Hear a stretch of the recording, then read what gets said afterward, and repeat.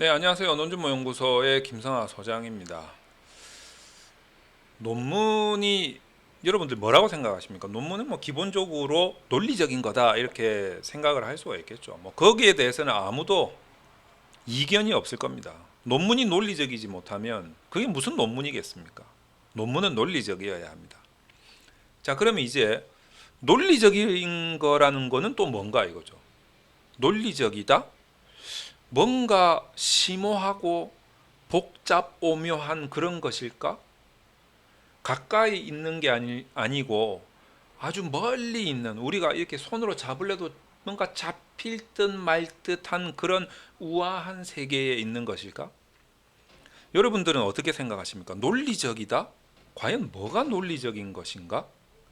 이런 부분에 대해서 저도 고민을 많이 해봤어요. 그런데 의외로 이게 제 생각일 수는 있어요. 다르게 생각하시는 분도 있을 수 있다라는 뜻이겠죠. 어쨌든 저는 이렇게 생각합니다. 논리적이라는 것이 처음에 논문을 쓰는 입장에서 처음에는 논리적이다라는 것이 굉장히 멀리 있는 건 줄 알았어요.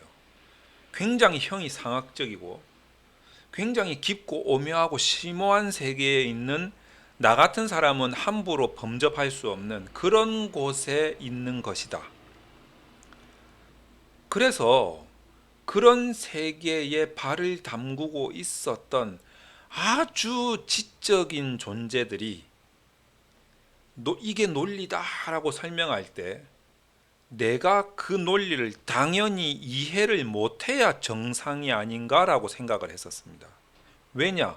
논리는 나같이 하찮은 사람이 이해할 수 있을 정도로 간단한 게 아니기 때문에 그렇게 생각했었다는 거죠.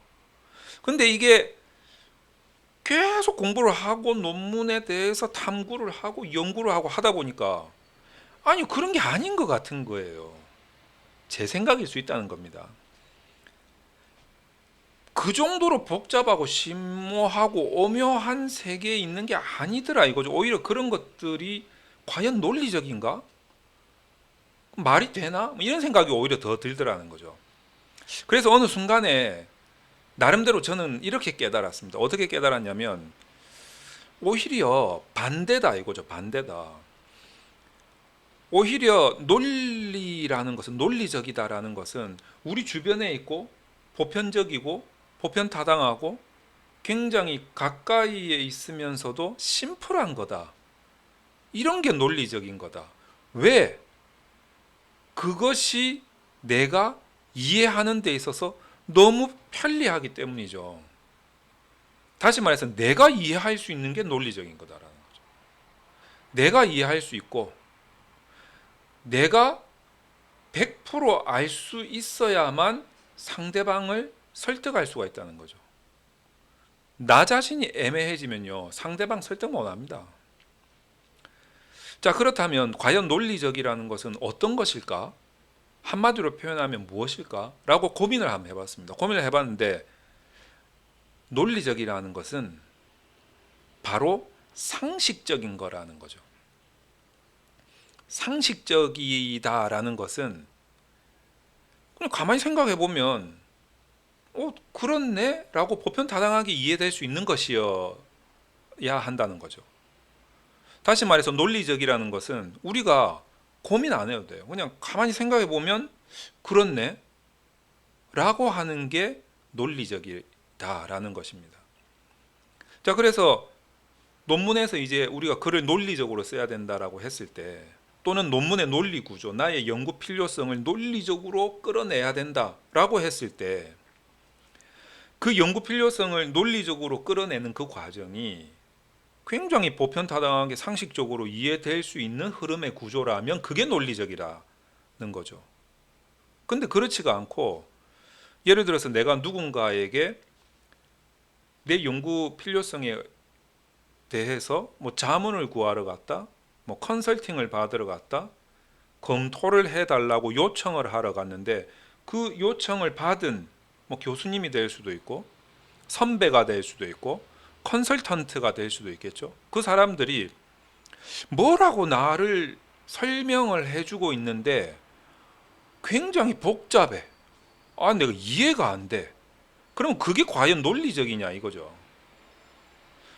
내가, 아니 보편타당한 내가, 가만히 생각해 보면, 그냥 잠깐 생각해 보면 충분히 납득할 수 있고 내 자신이 설득이 되어질 수 있는, 쉽게 설득이 되어질 수 있는, 바로 그게 논리적인 거 아니냐 이거죠. 내가 그렇게 이해가 되어야만 남을 설득할 수 있는 거 아니냐 이거죠. 말로 설득하는 거는 오히려 쉬워요. 하물며 글로 설득을 해야 되는데, 이 페이퍼로 말은 쌍방향이지 않습니까? 모르면 내가 질문을 받아서 대답을 해주면 돼요. 근데 글이라는 거는 일방향인 겁니다. 일방향. 한번 쓰면 독자가 알아서 이해를 해야 돼요. 그 알아서 이해를 해야 되는 거에 대한 배려 차원에서 문단 구조와 어떤 뭐 표, 그래프 이런 것들을 동원을 해서, 또는 중복, 뭐 같은 패턴 이런 것들을 이용해 가지고 요소요소에 이해할 수 있는 시스템들을 넣어 놓은 게 논문의 구조입니다. 말로 설명하면 설득하기가 쉽죠. 근데 하물며 페이퍼로 글로 설명을 해야 되는 입장에서 연구자가 내 연구의 논리를 내 자신이 이해하기가 힘들다면 글로 그러니까 독자를 말하는 거죠. 독자를 이해시키기가 수월하겠냐 이거죠. 자, 그래서 논리라는 것은 저 먼 나라에 있는 게 아니다라는 겁니다. 여러분들은 너무 논리라고 하면 덜컥 겁부터 먹고 뭔가 우한 뭐 복잡한 그런 것이 있을 거다, 뭔가 심오한 게 있을 거다. 하물며 누군가 나를 지도해 주는 사람이 이 연구라는 것은 말이야, 이런 논리에 의해서 흘러가야 돼 라고 설명하는 그 자체가 굉장히 복잡하면 복잡할수록 논리적일 것이다 라고 착각하시는 분들이 많은 것 같아요. 안 그래요. 내가 이해하기가 어렵잖아요. 그러면 나를 지도해 주는 저 사람이 논리를 모르는 거예요. 그렇게 생각하는 게 오히려 편하다는 거죠. 그러면 그 사람한테 이야기를 해줘야 됩니다. 당신이 정말 논리적이라면 쉽게 설명해 달라는 거죠. 정말 쉽게 정말 많이 알면 알수록 상대방을 쉬운 말로 설명을 합니다. 저는 그런 관점에서 봤을 때, 뭐 저는 뭐 여기 하도 제가 떠들어 제껴 가지고 아시는 분들이 많더라고요. 저희 연구소에 오면 제가 아버지가 목사님인 줄 다 알아요. 제가 몇 번 강좌에서 그런 설명을 했기 때문에 제 호구 조사가 다 드러나고 있더라고요. 그래서 이제 뭐 제 아버지가 목사님이거든요. 그런데 제가 유튜브를 가끔 가다가 보면서 어느 순간에 그 법륜 스님의 즉문즉답하는 그 동영상들이 막 올라와요. 그걸 보거든요. 근데 이제 그거를 보고 저는 정말, 와, 이 법륜 스님이라는 사람이 대단하다라는 생각을 가졌는데, 제 아는 분은 어떻게 이야기를 하냐, 아이, 저런 질문에 대한 답, 그 법륜 스님이 하는 답 있잖아요. 대답. 야, 저런 답은 나도 하겠다. 이런 분들이 있어요. 실제로. 근데 저는 아니라고 생각합니다. 그 법륜 스님이 정말 어마어마한 지식을 갖고 있기 때문에 쉽게 설명하는 거예요. 저는 그게 논리라고 생각을 합니다. 누구나 다 알아들을 수 있잖아요. 조금만 고민해 보면 금방 맞다 라고 하는, 바로 그것이 정말 논리적인 것이고, 그 정도의 대답을 해줄 수 있는 사람이 정말 공부를 많이 한 사람이라는 거죠. 오히려 저는 이렇게 생각합니다. 어중간하게 공부한 사람들이 굉장히 어렵게 설명해요. 뭔가 있는 것처럼.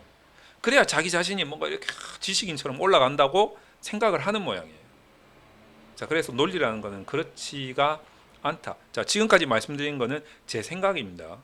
제 생각과 반대되는 또는 다른 관점에서 이 부분에 대해서 접근하시는 분들도 계실 거예요. 그럼 제 생각인 거니까, 이 논준모 연구소의 김성하 소장은 이렇게 생각을 하는구나라고 그냥 받아들이시면 될 것 같아요. 뭐 그게 뭐 100% 맞다라는 건 아니니까요. 이런 생각을 가진 사람도 있고, 저런 생각을 가진 사람도 있고, 이런 생각을 가진 사람도 있다. 그런 생각들의 다양성을 흡수할 수 있는 것도 정말 저는 넓은 지식의 아량을 가진 사람이다라는 생각이 듭니다. 자, 그래서 우리가 논문을 쓸 때도 논리적이라는 것이 뭐 먼 나라에 있는 이야기가 아니다라고 여러분들이 생각을 하고, 논문을 작성해 나가는 것을 굉장히 심플하게 생각을 해서 접근하는 게 오히려 여러분들의 논문 작성에 좀 가성비가 있는 태도가 될 것이다. 저는 이렇게 생각을 합니다. 그래서 너무 복잡하게 생각하지 마시라는 차원에서 제가 이 말씀을 드렸습니다.